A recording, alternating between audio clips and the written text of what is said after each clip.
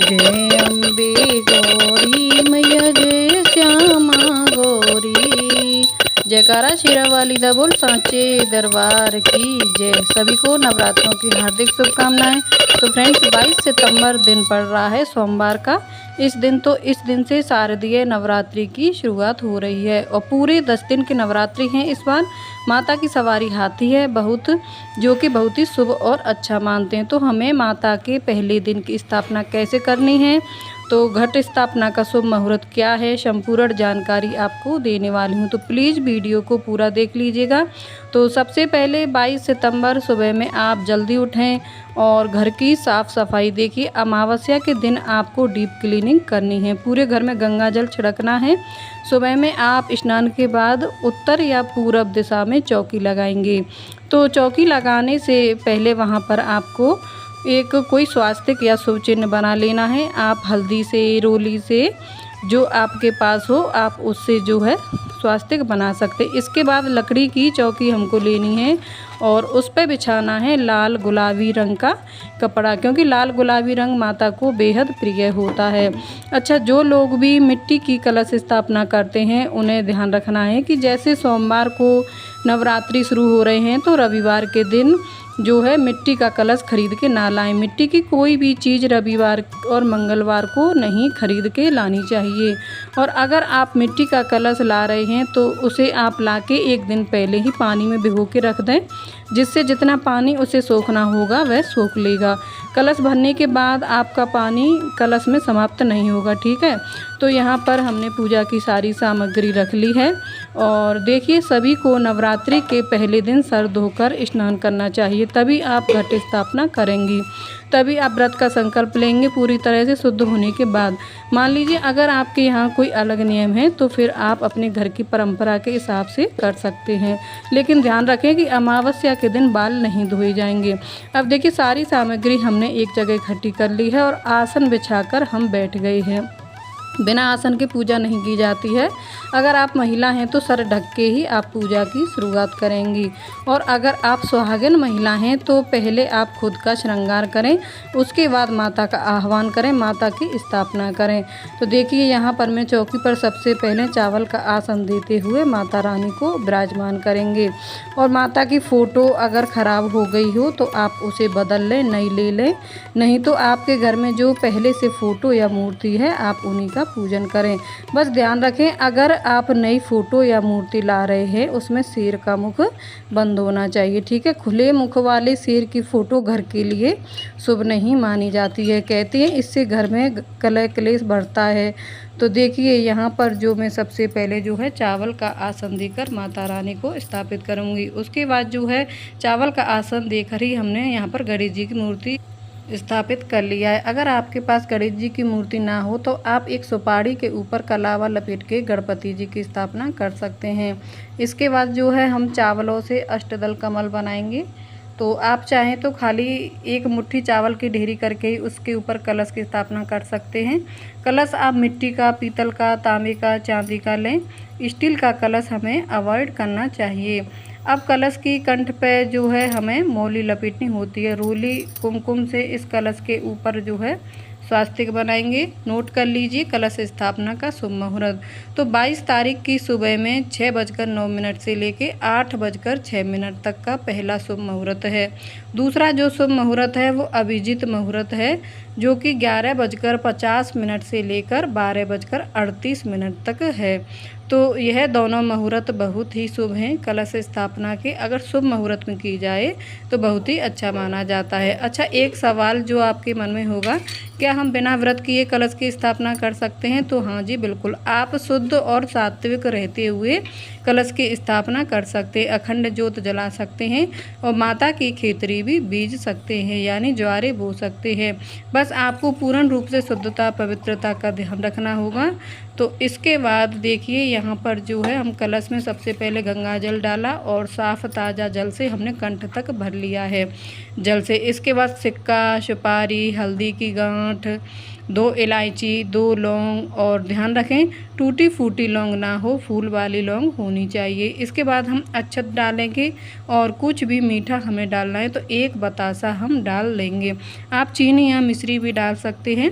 इसके बाद में इसके पूरे 9 दिनों तक हमारे कलश का जल शुद्ध और खुशबूदार बना रहे, इसके लिए हम इसमें कपूर भी डाल लेंगे और 1 गुलाब का फूल हम डाल लेंगे। आप इत्र भी डाल सकते हैं। अगर आप लक्ष्मी प्राप्ति के लिए कर रहे हैं तो कलश स्थापना, तो आप इसमें कौड़ी और 1 कमलगट्टा भी डाल सकते हैं।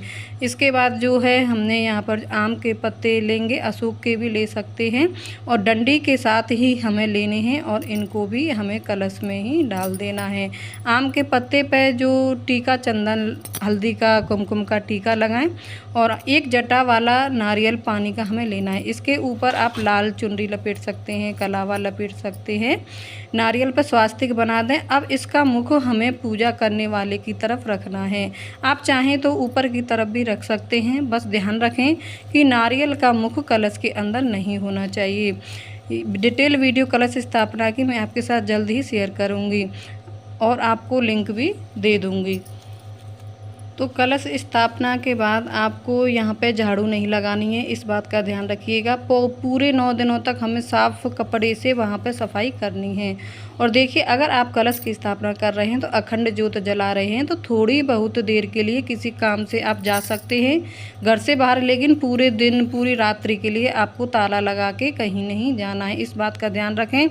अब हम यहाँ पर जो है जो नवग्रह की स्थापना करेंगे, तो यहाँ पर नवग्रह के लिए मैंने 9 जगह चावलों का आसन दिया है। चावल की छोटी छोटी डेरी बना लेंगे हम और इसके ऊपर यहाँ हम 9 साबुत सुपारी रख लेंगे। तो यहाँ मैं नवग्रह की स्थापना कर रही हूँ। आपके पास नवग्रह यंत्र हो तो आप उसको भी स्थापित कर सकती हैं। तो अब यहाँ पर हम सबसे पहले दीपक की तैयारी करेंगे। तो एक साफ़ प्लेट लें। साफ़ प्लेट में आपको रोली से स्वास्तिक बनाना है। स्वास्तिक बनाकर ही आपको इसमें दीप प्रज्वलित करना है।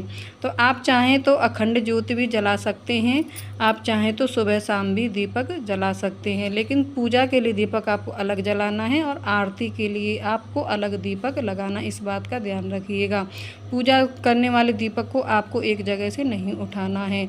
अब हम यहाँ पर जो है जल से भाव रूप से 4 बार माता रानी को स्नान कराएंगे, 4 बार जो है गणेश जी को स्नान कराएंगे भावों से और 4 बार ही हम जो है नवग्रह को स्थापना कराएंगे। कलश में हमारे सभी देवी देवता होते हैं, उनको भी 4 बार जो है जल से स्नान करा रही हूँ।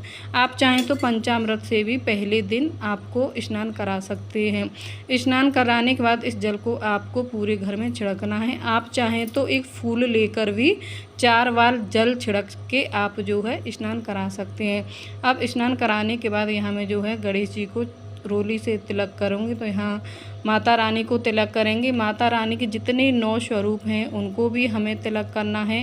माता का वाहन शेर सवारी को भी हमें तिलक करना है। इसके बाद हम नवग्रह पर भी रोली का जो है तिलक करेंगे। तो नवग्रह की स्थापना हमें पहले दिन ही करनी होती है और यह बहुत ही ज़रूरी होती है। तो पहले दिन आपको इस तरीके से नवग्रह की स्थापना करनी है। अब हम यहाँ पर गणेश जी को जो है जनेऊ अर्पित करेंगे। आप चाहें तो कलावा अर्पित कर सकते हैं।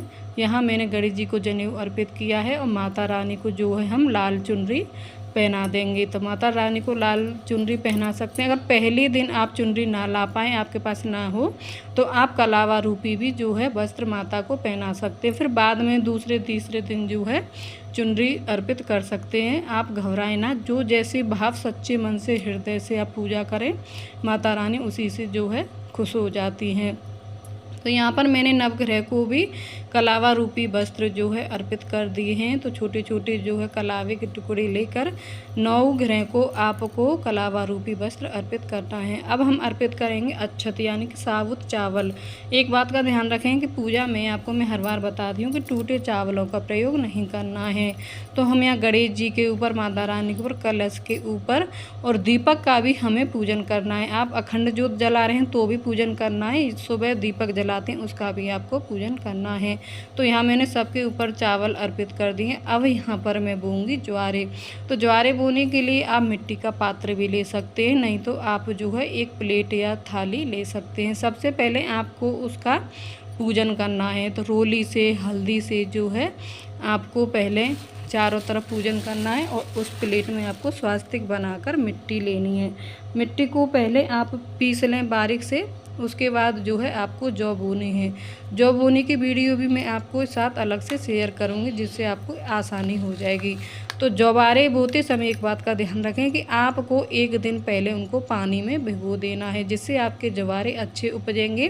तो एक दिन पहले रात को पानी में भिगो दें और सुबह जो है उन्हें बो दें। तो यहाँ पर मैंने जवारे बो दी हैं, फिर उसके ऊपर जो है फिर दोबारा से हल्की सी मिट्टी की परत लगा दी है।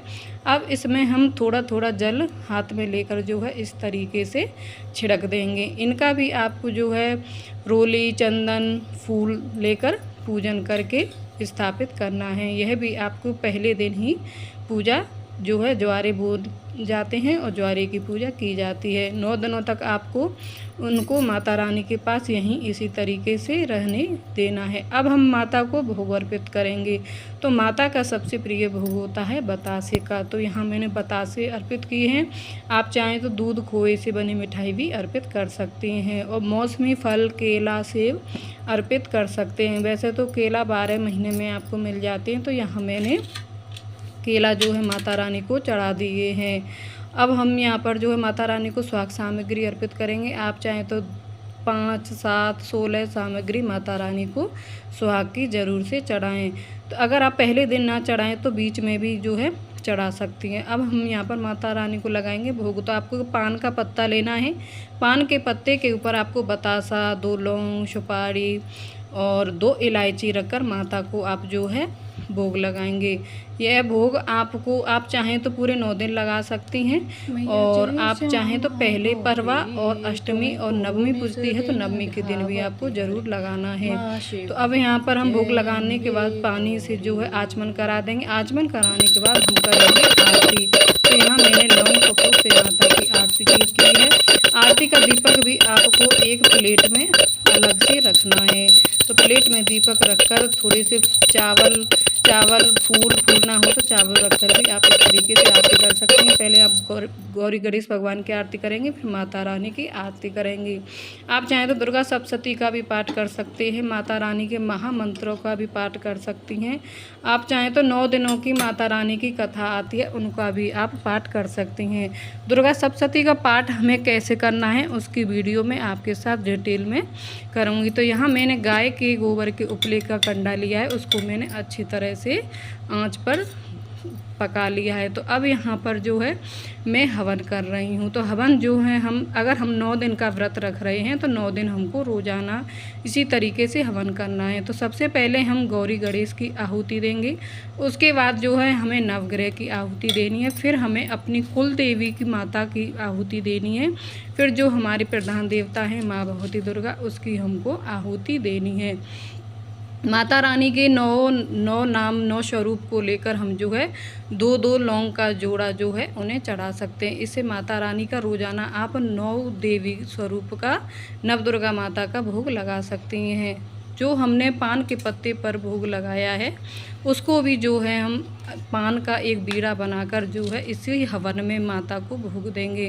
कहते हैं अग्नि में हवन देने पर यह भोग सीधा हमारे देवताओं तक सीधा पहुंचता है। तो यहाँ पर मैंने जो है पान का भी बीड़े का भोग बनाकर माता रानी को लगा दिया है।